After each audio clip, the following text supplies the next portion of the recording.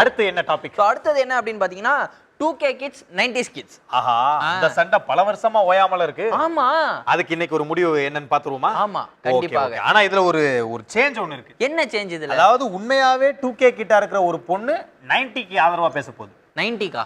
90 கிட்டுக்கு 90s கிட்டுக்கு. அதே மாதிரி 90s கிட்ட இருக்கிற ஒரு பையன் 2K கிட்டுக்கு ஆதரவா பேச போறான். Oh wow. ஓகே, பாத்துடலாமா? பாத்துடலாம். Let's welcome Sneha, Sri and Madan. அலாத்துக்கு வணக்கம்ங்க. வணக்கம்.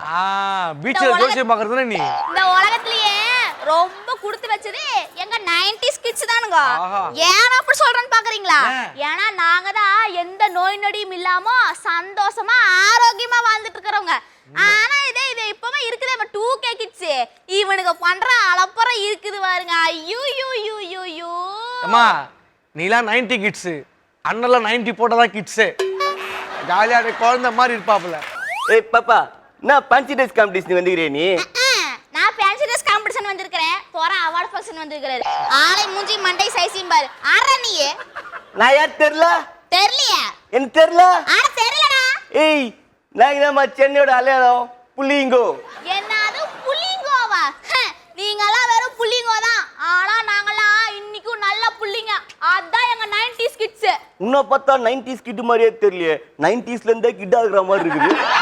இந்த பசங்க ஓடுறானுங்க பாத்தீங்களா, லோகிப்பு. அத அவங்க இடுப்புல நிக்குதா நிக்கலையான்னு கூட தெரியல. எனக்கு அதை போடுறீங்க நீங்க? நான் ஏன் அந்த மாதிரி பாட்டு போறேன் தெரியுமா? என்ன நம்ம ஏன் பாட்டு போறேன் தெரியுமா? இந்த மனுஷ வாழ்க்கை நிலை இல்லாது. எப்போ எது எங்க கவுண்டு விடணும் எவனுக்குமே தெரிய மாட்டுது. அத்த சிம்பாலிக்கா காட்டினா இப்படி போட்டு சுத்தி நிக்கிறோம். ஆமா ஆமா, கதை என்னமோ கரெக்டா தான் பேசுறீங்க. ஆனா இந்த வண்டியில போகும்போது நீங்க போற ஸ்பீடு இருக்குது பாரு, 100லயே தான் போறது. நீ பாத்தியா? நீ பாத்தியா? நாங்க 100ல போக மாட்டோம். நாங்க 100ல போகவே மாட்டோம். 120ல தான் போவோம். 100ல போனா 108ல வந்துருவீங்க திரும்பி. என்னடா தம்பி? 18 வருடங்களுக்கு பிறகு என்னடா தம்பி பீலிங்க? ஆமா ஆமா, லவ் பண்ற பொண்ணே விட்டுட்டு போனா கூட நீங்களாம் ஃபீல் பண்ண மாட்டீங்க. லவ் பண்ண பொண்ணே இல்லன்னு தான் நீங்க ஃபீல் பண்ணுகிறீங்க. ஆனா போற பல்லு இருக்கறவ பக்கடா தின்னுட்டு போறேன். ஒன்று சொல்றேன், எல்லாருக்கும் நல்லா தெரிஞ்சுக்கங்க. நம்ம எல்லாருக்கும் பல்லுக்குது, பக்கோடா கிடைக்க மாட்டேங்குது. கிடைக்கிற பக்கோடா உளுத்து போனது, நம்த்து போனது, மழையில ஊர்னது, எவனோ வாயில போட்டு துப்புலாம் கிடைக்குது. நல்ல பக்கோடா கிடைச்சா எவனா இருந்தாலும் சாப்பிடலாம். 90s கிட்ட இருக்கானுங்க பாருங்க, இவனுங்க எப்பயுமே ஒரே மாதிரி தானே. அவனுக்கு சிம்பிள் எக்ஸாம்பிள் சொல்ல பாருங்க. அவனால தனியாக இயங்கவே முடியாது. இப்போ 90s கிட்ஸ்ன்றது ஒரு ஆம்லேட் மாதிரினா, அவனை சாப்பிடணும்னு வச்சுங்க, அது மேலே கொஞ்சம் வெங்காயம், கொஞ்சம் கொத்தமல்லி, 2 பச்சை மிளகா விட்டு கிண்டி அடிச்சு தான் சாப்பிடணும். ஆனால் நம்ம 2K கிட்ஸ்லாம் ஆஃப் பாயில் மாதிரி. ஆனால் நம்மளை ஹேண்டில் பண்ணுறது ரொம்ப கஷ்டம். கல் மிதமான சூட்டில் இருக்கணும், முட்டையை பதமாக எடுக்கணும், மேலாப்பில் தட்டி ஓப்பன் பண்ணணும், மஞ்சள் கரு உடையாமல் ஊற்றணும், சுற்றி 4 ட்ராப் தான் எண்ணெய் ஊற்றணும், சால்ட் அண்ட் பெப்பர் லேஸாக போடணும், தோசை கரண்டியை மெதுவாக உள்ளே விட்டு தூக்கி வெளியே வைக்கணும். சூடாக தூக்கி வாயில் போட்டால் வாய் வெந்துடும், ஆறுனதுக்கு அப்புறம் வாயில் போட்டால் வாய் நறிடும். எங்களை ஹேண்டில் பண்ணுறது ரொம்ப கஷ்டம். ஆனால் நாங்கள் தான் பெஸ்ட் சைடிஸ்ட்டு. டே, உங்களை ஹேண்டில் பண்றது என்னமோ கஷ்டம் தான்டா. ஆனா ஒண்ணுடா தம்பி, என்னைக்குமே படிப்புல எங்க 90s கிட்ஸ் தான்டா பெஸ்ட். அப்படின்னா படிச்சு கிஸ்டிங்க நீங்க? அன்னைக்கெல்லாம் நான் படிக்கும்போது வாத்தியார் லைன்ல நிக்க வச்சு அடிச்சு படிக்க வைப்பாரு. இன்னைக்குலாம் எங்க வாத்தியார ட்ரவுசர் இல்லாம ஆன்லைன்ல படிக்க வச்சுருக்கிறான்.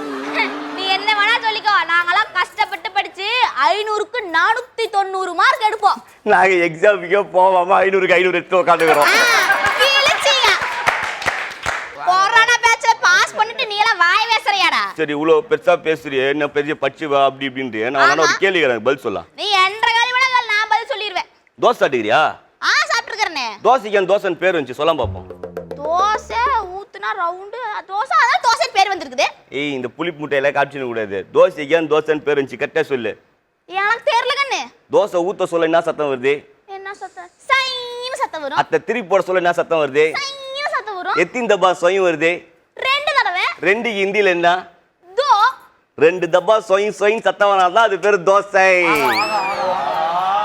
சரி சரி, அந்த தோசைல ஏன் ஓட்ட ஓட்டையாக்கு தெரியுமா? ஏன் தலைவா? அதான் தோசை சுடுறாங்கல்ல. ஓ மை காட், புது பாயிண்ட். ஆனா அன்னைக்கு இல்ல இருந்து புது பாயிண்ட் கேக்குறேன் நானு. சரி, இட்லிக்கு ஏன் இட்லின்னு பேர் வந்துச்சு? ஓ, இப்போ நீ என்ன கேள்வி கேக்குற? நீ தான் புத்திசாலியாச்சே, பதில் சொல்லுவாங்களா? என்ன கேட்ட?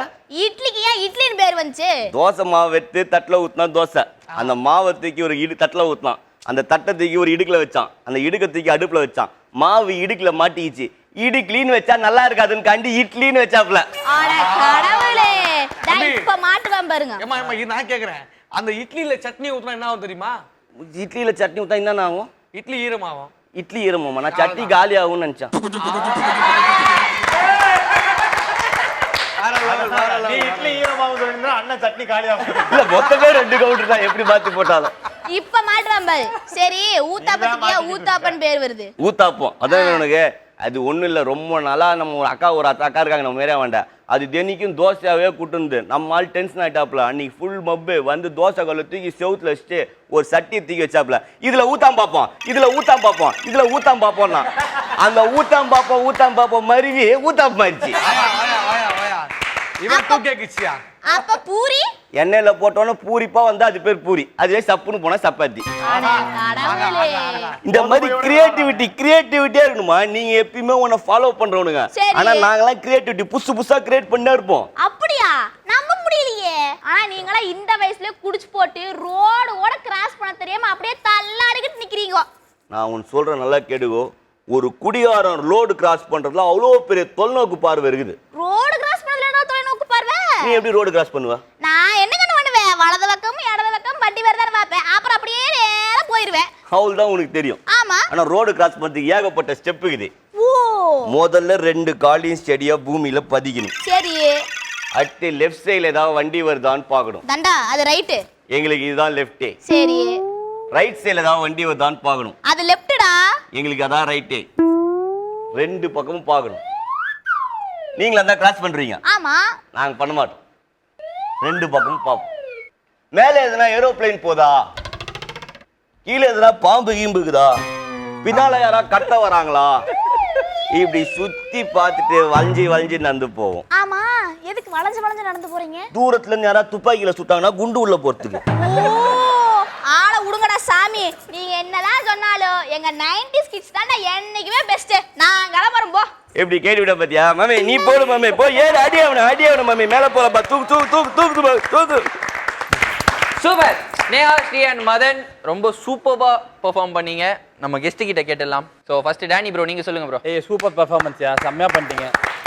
சொல்ல வார்த்தையில பாயிண்ட் சொல்ல முடியலமா? நீங்க என்னம்மா ஏஜ் உங்களுக்கு? 17. சூப்பர்மா, வேற லெவலில் பிச்சிட்டீங்க நீங்க தான் உண்மையாக 2K கிட்ஸ்ல.